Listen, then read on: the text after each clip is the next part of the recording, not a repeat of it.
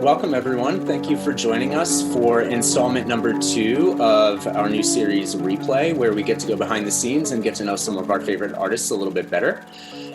Tonight, I'm so happy to welcome to the virtual stage Brenna Geffers. Brenna is a theater maker and director based in Philadelphia. Brenna's been nominated for Outstanding Direction, Outstanding Choreography, and Outstanding New Play with the Barrymore Awards, and has been named Best Director by Philadelphia Critics' Choice.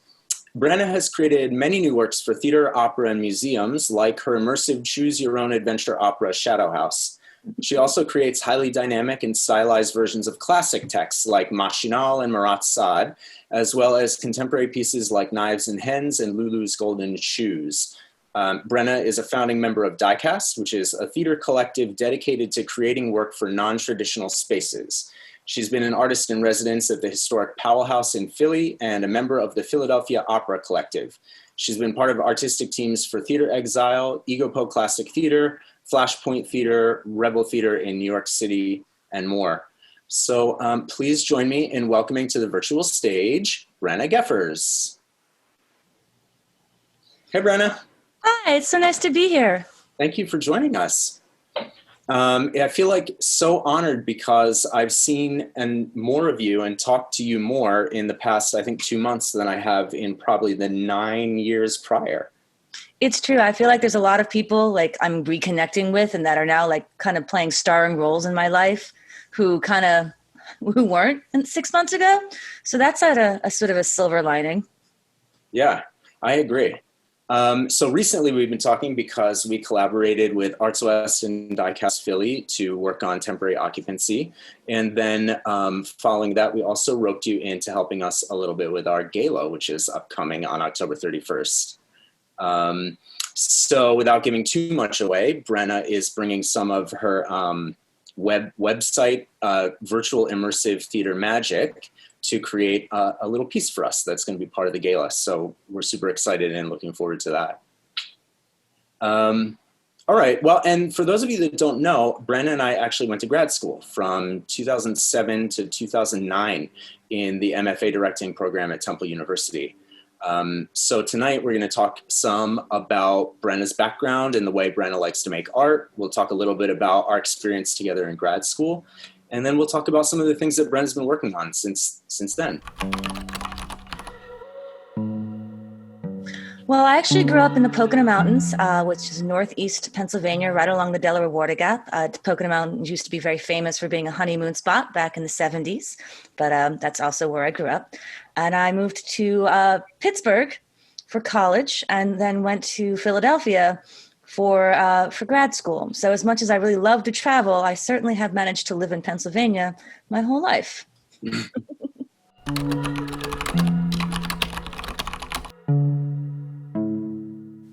Well, it's funny because you wouldn't think the Poconos would be a very artistic place, but because so many people moved from New York City to the Poconos around that time, my parents included, there was actually a good amount of like theater and like independent movie theaters and art galleries. So it was a very normal part of my life. But also my grandmother happened to be a dancer for the Follies back in the day. So theater was always a really important part of my family lineage. It was a very normal thing. A lot of parents, when they find out you're going to go into theater, are a little apprehensive. For my family, it was very, very normal.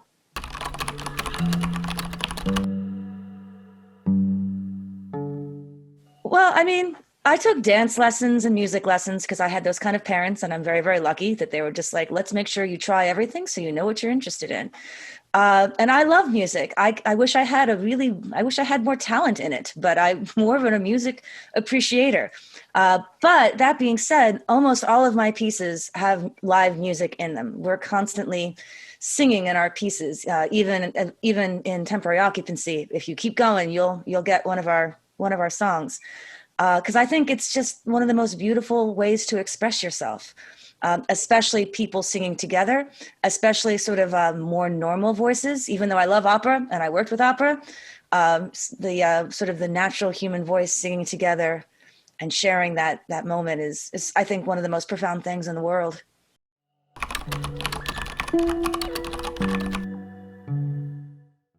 I was in college, and I had started with the performance focus, knowing that I was going to probably go into either theater history or theater criticism. I knew I wasn't quite a performer.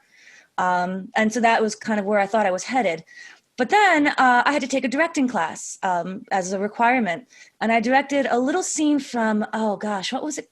It was the cutest play. It's like, I wish I could remember the name of it. It was just darling.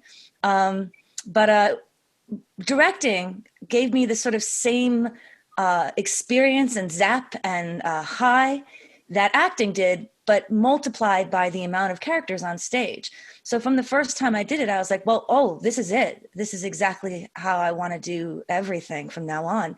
And that was it. So I knew that from that scene on that I was going to try to become a director. At first, I thought I was gonna be one of those directors who lives out of a suitcase, which in some ways I am.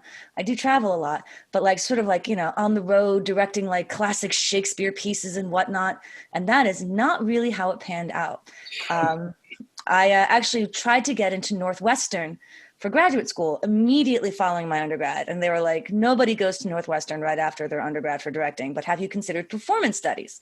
And I was like, no, I don't know what that is, and I'm not interested. But, you know, like 2 years later, I was like, oh, performance studies, devising. So, you know, so that path, I think, was more apparent to people who were around me than it was to myself. And yeah, so these are some of my, I think there's pictures from some of my shows, some of my favorites, actually. Knives and Hens, love that one. These are actually opera singers. And it was a really fun time to get the opera singers to sort of move more expressionistically.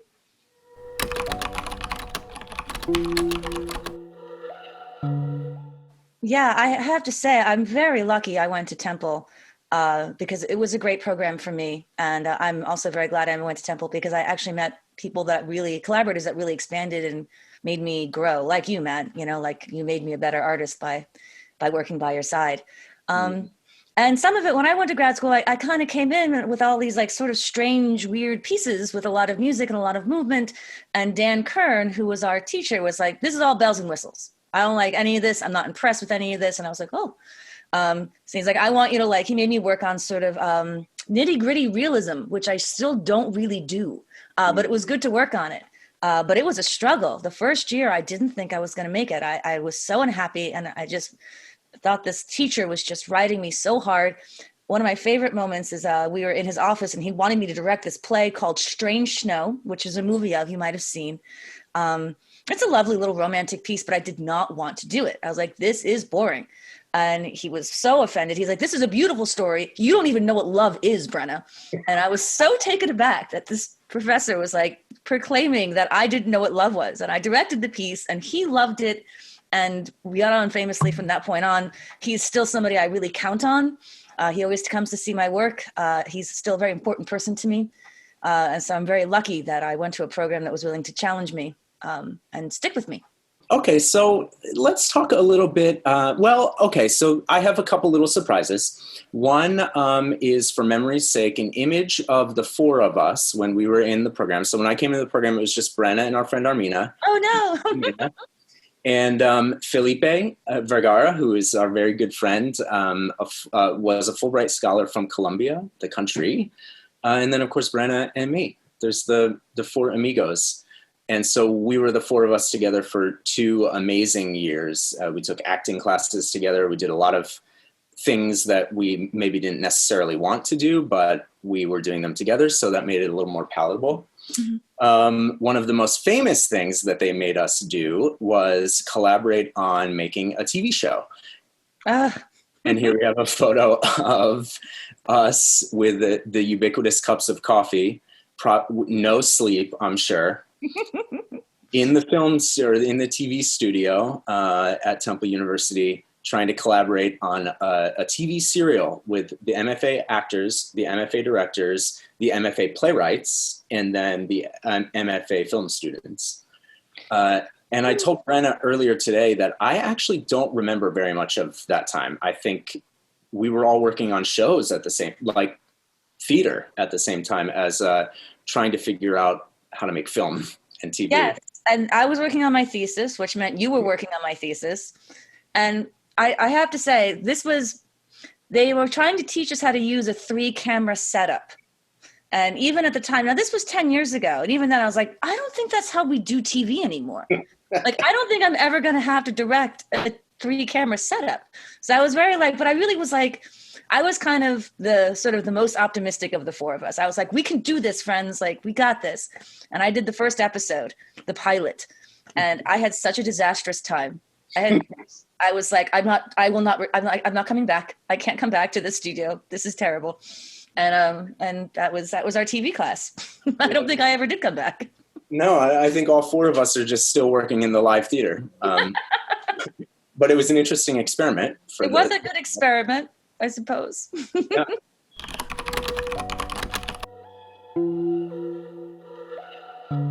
Well, for me, ensemble is one of the most important elements of any story.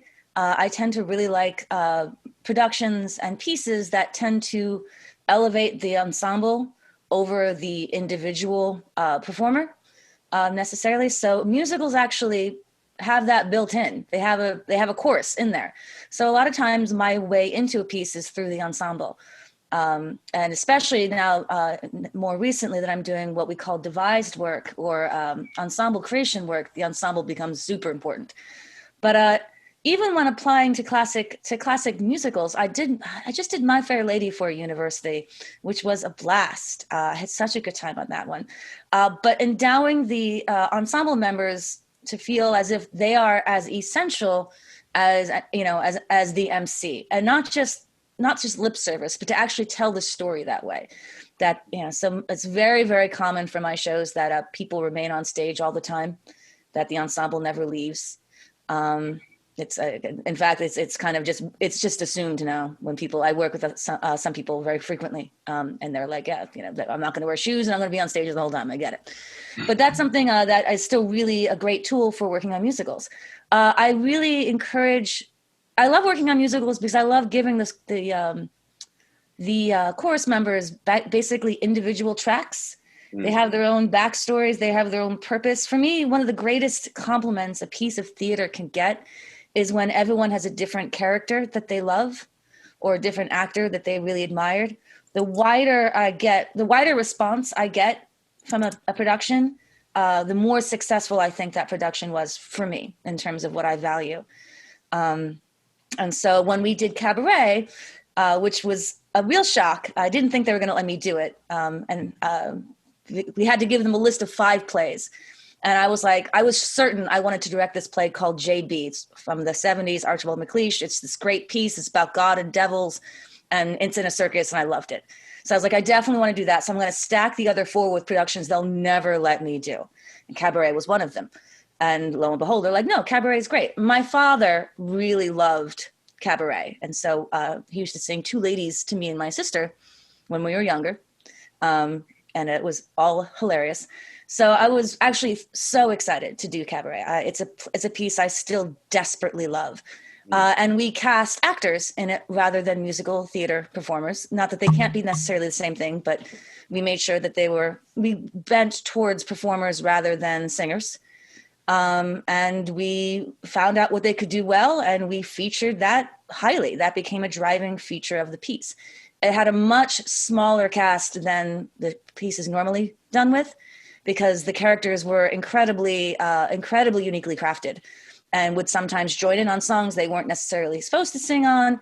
And then I think one of the best things about this production, besides the amazing, I'm a big fan of lighting design, which you probably may have picked up at this point by seeing these pictures. I tend to like sparse sets and very, very distinct lighting.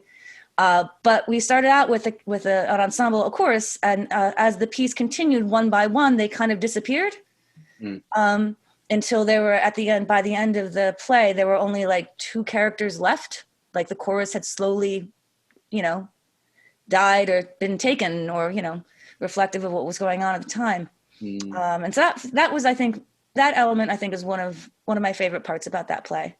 It was a beautiful set too, actually. But so yeah, that was our cabaret, and I've done a couple musicals since then. I've done Three Penny Opera, which I guess probably looking at these pictures, you can, probably get a good sense of how that looked. And I've done Gypsy, which is a lot of fun. And most recently I did My Fair Lady. So Wow.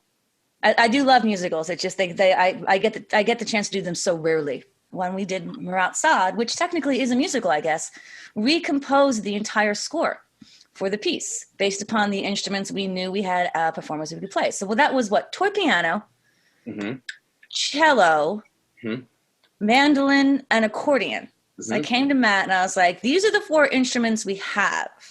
Can you make a new score with this? And he was like, yes. And he did. And it got nominated for a Barrymore, and it was fantastic. I wish I could share it with you because it really was something spectacular. Yeah, I loved working on that. And the big secret of that was that the entire score was composed on the toy piano, because Brenna had purchased this little white baby grand toy piano. And at the time I was living in Brenna's apartment in Center City, Philadelphia. And it was one of the craziest summers of my life, because I remember just sitting on the floor of your kitchen like Schroeder at the toy piano. You have very limited, and you play it like this. So the whole score became that, and then we arranged that for more instruments.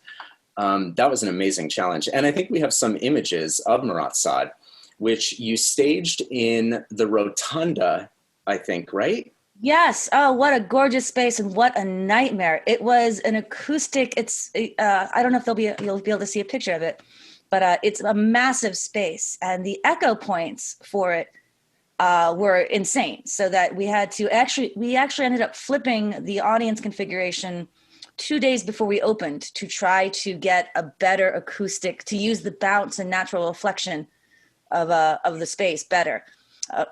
As you can see, again, I really like my spare sets. You really love the ensemble work. Yeah, you can see the space there. It's massive.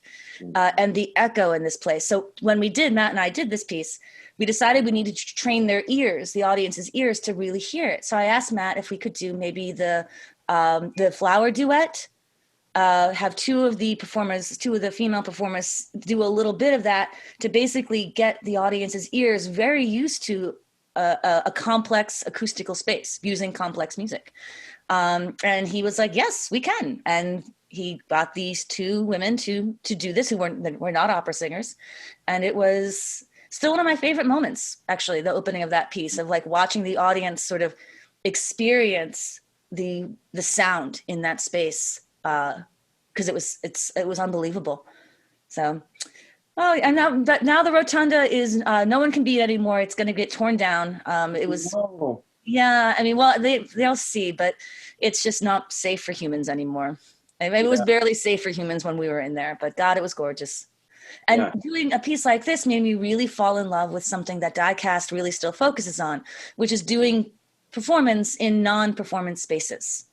Just the specialness of a piece like this, where you're really in something that's not a theater, that really changes your relationship to the performance and the performers, became something I became really, really, I started chasing more and more. So this was actually an early example of that, of we should do this more often. We should get spaces that aren't theater spaces and do theater in them more often. It's hard, but it's worth it, I think.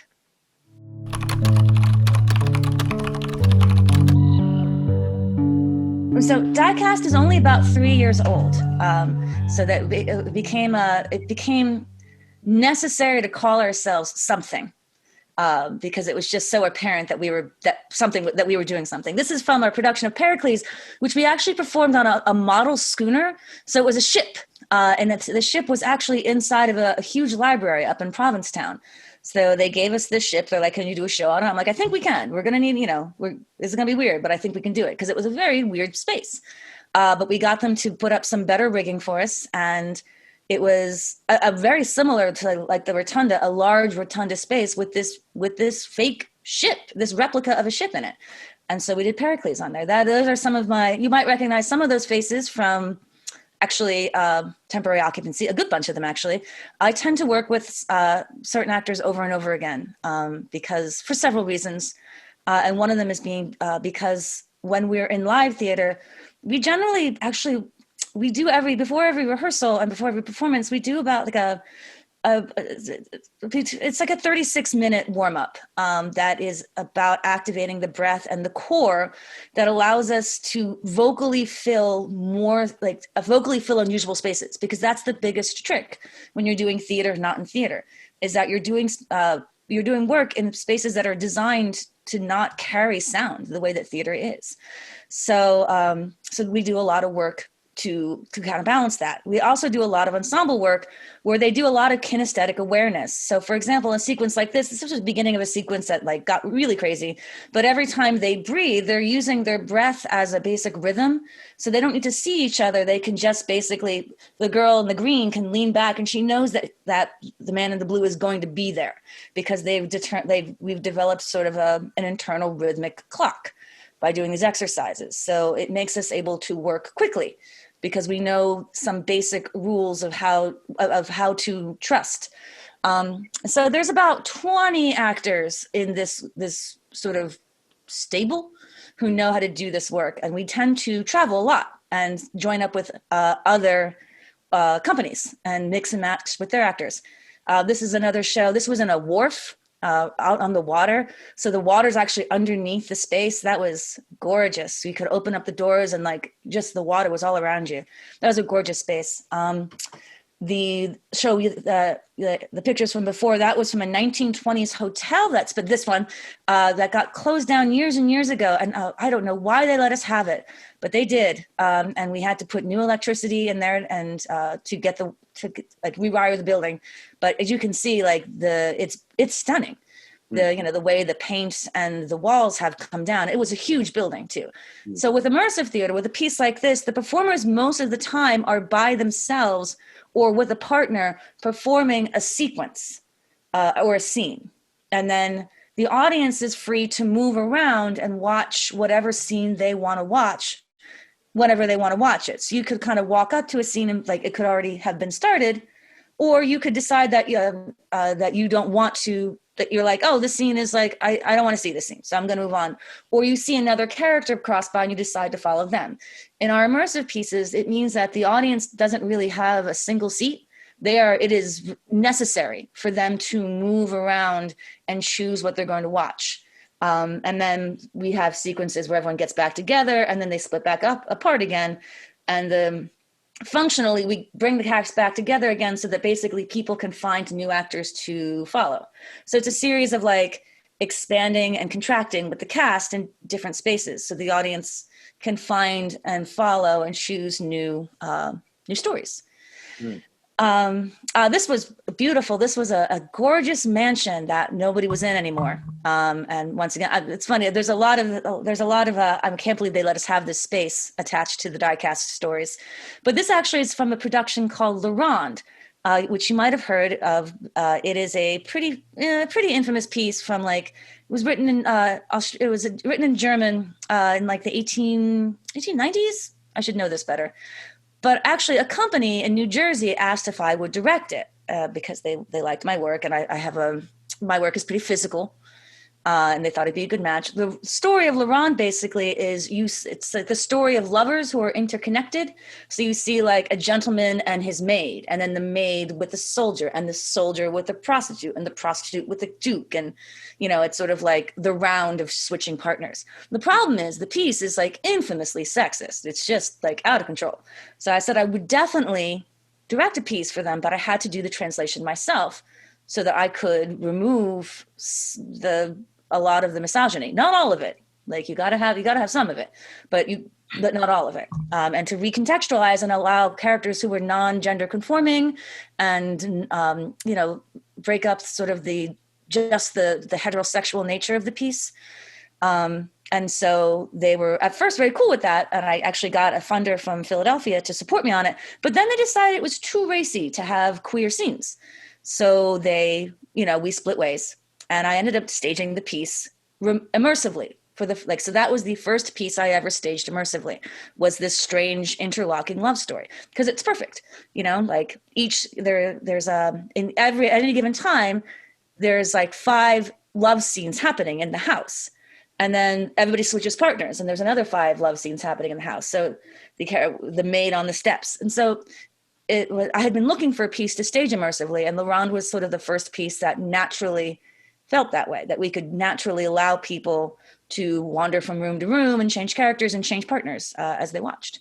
So I've actually done La Ronde 3 times now because it is such an easy piece for me to do now. And I have actors who've done it like 3 times, and now we can put it up in a couple of hours now, like just as long as we have a little bit of time to suss out the floor plans of the space. And these pieces work like clockwork. So like they're very, very specifically timed. And that's another reason I work with the same group of people pretty frequently, is because they have to have a pretty keen sense of rhythm to remember that like I can't slow down in this monologue, because I know that like, in 2 minutes and 36 seconds, that guy over there is going to need me to help him with his lift. So it gets very, very timed out, which is something that I love about it. Like for me, that's like really, really satisfying and like really, really fun. It's a great puzzle.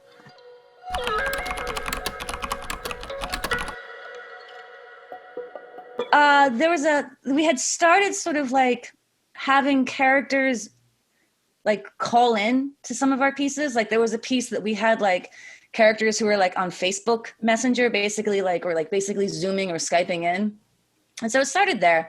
And I wanted to try to like find a way to allow audiences to have even more of the world, like have even more of the worlds that we made accessible to them. And so like our eventual hope is that we were able to merge some of the digital work with the live work so that you can do both at the same time. Because it's not unusual with like, like to be able to have like basically a guide in your pocket that can help you move through the piece, or like basically a character that's your best friend digitally in a live piece. So that was sort of the goal when I first started using digital work. But with Mad Deep Dish, we had a very, very late show in the summer and a very, very early show in the fall. So I was like, we can't do a Fringe show this year. The Philadelphia Fringe Festival is sort of like, it's this yearly festival. It's like where people do sort of their most experimental work throughout the year. And we like to be part of it. So I was like, well, we can do a digital piece because we can do that all in advance. And we had this week-long residency at this gorgeous farm up in upstate New York. And I'm like, while we're up there, we'll just build this digital piece real fast. It'll be fine. And part of that was fine. We filmed, I think Mad Deep Dish has like 50 videos in it, which was far too many. Like I learned that on Mad Deep Dish, is like, that's too many videos. And I was like, oh, well, we'll program these chat bots so that the audience has a character that they're interacting with. And with Mad Deep Dish, the joy of it was that everybody saw different videos. Like it was almost impossible to have seen the same exact pattern of videos that anybody else did, because every time you saw a video, the chatbot was like, hey, like, what do you think of this? What do you think of that? What do you want to see next? And let's go. And so it was very, very big. And I think there were like 85 paths, like conversation paths that you could mix up. It was a little large, probably. But video game designers, I read about this. It was greatly comforting to me when they first make their first games. They often make them too large too. So I felt justified. But so we did this Mad Deep Dish, and it was great. It was cool, and it was actually supposed to be a prequel for a show. If you watched Mad Deep Dish and took a certain path, you met these characters in person in another show, which we did do in October. So Mad Deep played, and then you got to actually you met 3 characters from Mad Deep in the live performance. And it wasn't important that you didn't have to have seen Mad Deep to interact with them. But if you did, you'd be like, oh, that's this person. That's this, I know so much more about them, which was sort of the experiment. Unfortunately, we never got to do it in Philadelphia, which was the plan. So we built it up upstate New York. And then the plan was to perform it in Philadelphia, which we didn't get to do because of COVID. So Brenna, I want to thank you so much for joining us tonight and sharing some of your wisdom. It was a pleasure to relive old memories with you and talk about the past and also hear a little bit about the future. Well, thanks, Matt. This was really, really fun. It was really great to see some of these old photos, but also really wonderful to talk about what's possible next. So thank you so much. Yeah. All right. Well, we'll talk soon. Bye.